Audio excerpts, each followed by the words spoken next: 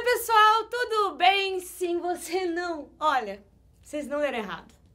Aí no título eu prometi pra vocês que eu vou ensinar Claro Enigma, uma obra obrigatória da FUVEST pra quem vai prestar, né? E de alguns outros vestibulares, enfim, da vida aí, do Drummond com o quê? Guia do Mochileiro das Galáxias. Você achou que eu tava de brincadeira? Você achou que era clickbait? Não! Não é? Vou ensinar aqui pra vocês, então, ó, vamos começar. Primeira coisa que a gente precisa lembrar quando a gente fala de Drummond. Primeira coisinha aqui. É um cara, gente, que ele é tipo um Pokémon. Ele foi evoluindo, ele foi passando, ele passou por várias e várias fases, ok? Muitas fases, passou por várias coisas aí. Ele passou pela primeira fase do modernismo, logo ali depois da Semana de 22.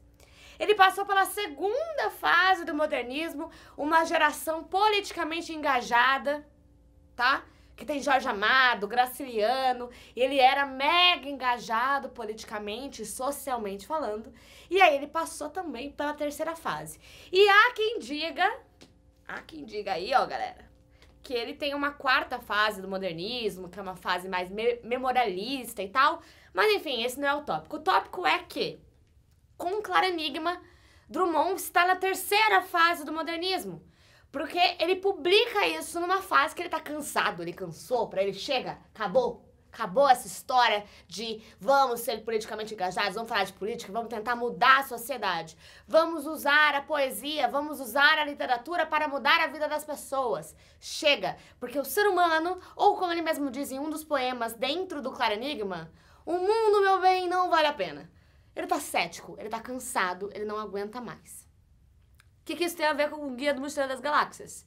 Pois é, para início de conversa, quando a gente fala do Guia do Mochileiro das Galáxias, é um livro de quê? De ficção científica, certo?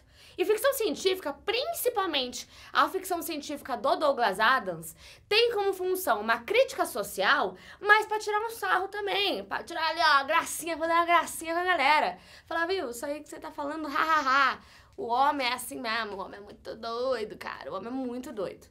Então, a primeira coisa que a gente tem similar aí, ó, com o Claro Enigma e com o Guia do Mochileiro das Galáxias é que, primeira coisa, quando a gente começa a entender o que é o Guia do Mochileiro das Galáxias, que é um livro escrito, né, como um guia mesmo para ajudar os viajantes, os mochileiros a fazerem as suas viagens aí, né, pelas galáxias, enfim, pela vida, pelos mundos, pelos planetas aí da história. O Guia do Mochileiro das Galáxias é um livro realmente extraordinário. Na verdade, foi provavelmente o mais extraordinário dos livros publicados pelas grandes editoras de Ursa Menor. Mais popular que a Enciclopédia Celestial do Lar, mais vendido que mais 53 coisas para se fazer em gravidade zero e mais polêmico que a colossal trilogia de Ullum Kalufid, onde Deus errou, mais alguns grandes erros de Deus, e quem é esse tal de Deus, afinal? Ele já substituiu a Enciclopédia Galáctica como repositório padrão de todo conhecimento e sabedoria por dois aspectos importantes. Em primeiro lugar, é ligeiramente mais barato. Em segundo lugar, traz impressa na capa em letras garrafais e amigáveis a frase "Não entre em pânico". É uma literatura, é um livro para tentar ajudar, mas não só isso. É um livro que tem um aspecto colaborativo. É tipo uma Wikipedia, o Guia do Mochileiro das Galáxias. Por quê? Porque você vai colocando ali âmbitos e parâmetros pessoais.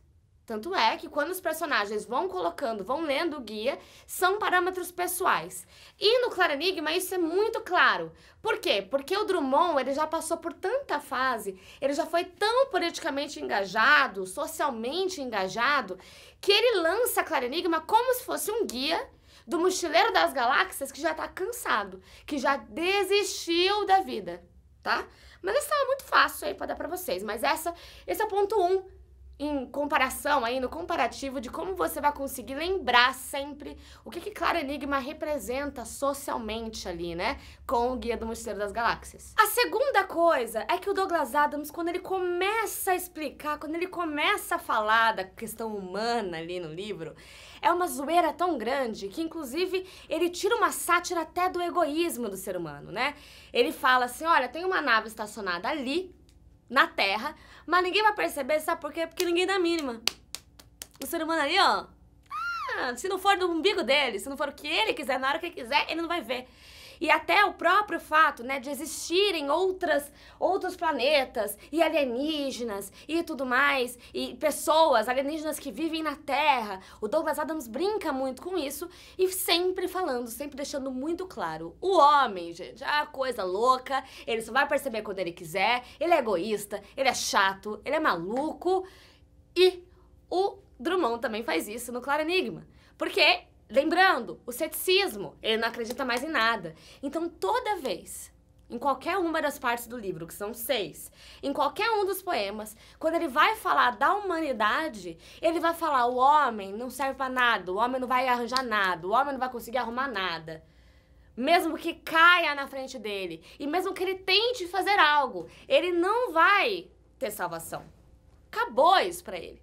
Tem um poema que ele fala assim: olha, eu plantei roseira, eu plantei não sei o quê, e olha, nem o amor vale mais nada, não vai nascer amor daqui, não vai nascer nada, se nascer o amor é inútil, não vale a pena, desculpa te avisar.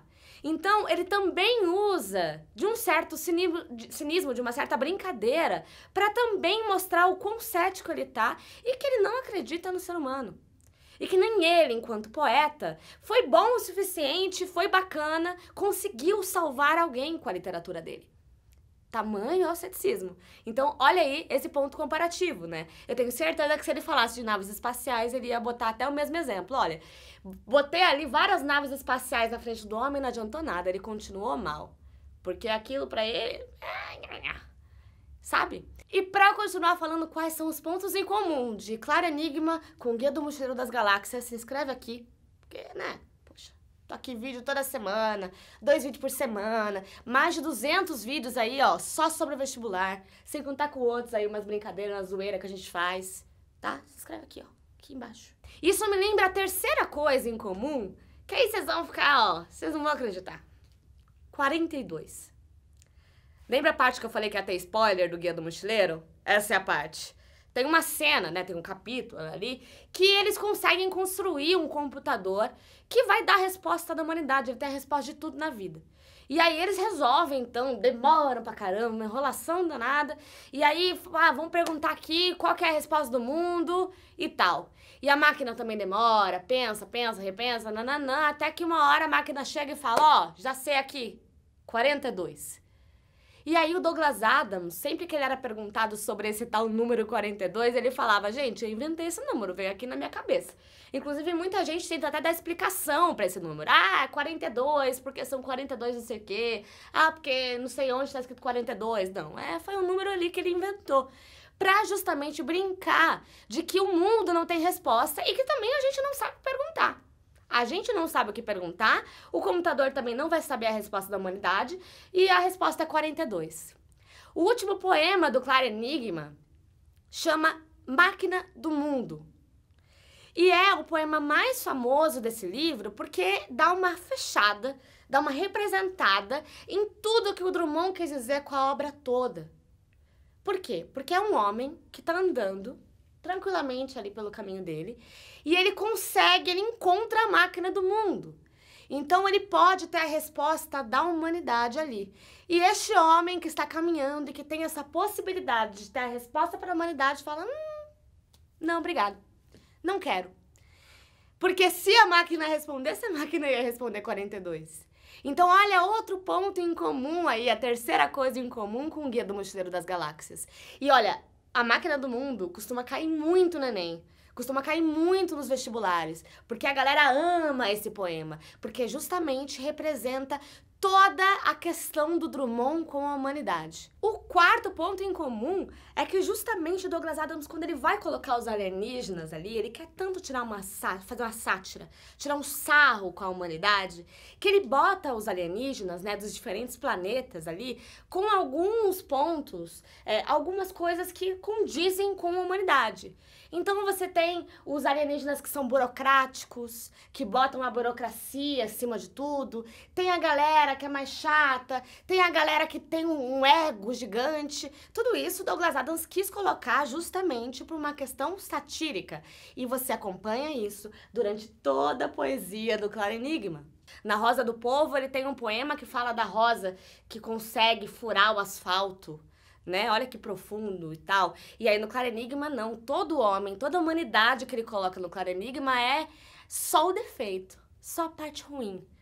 E ele sempre usa analogia, as analogias são muito grandes, né?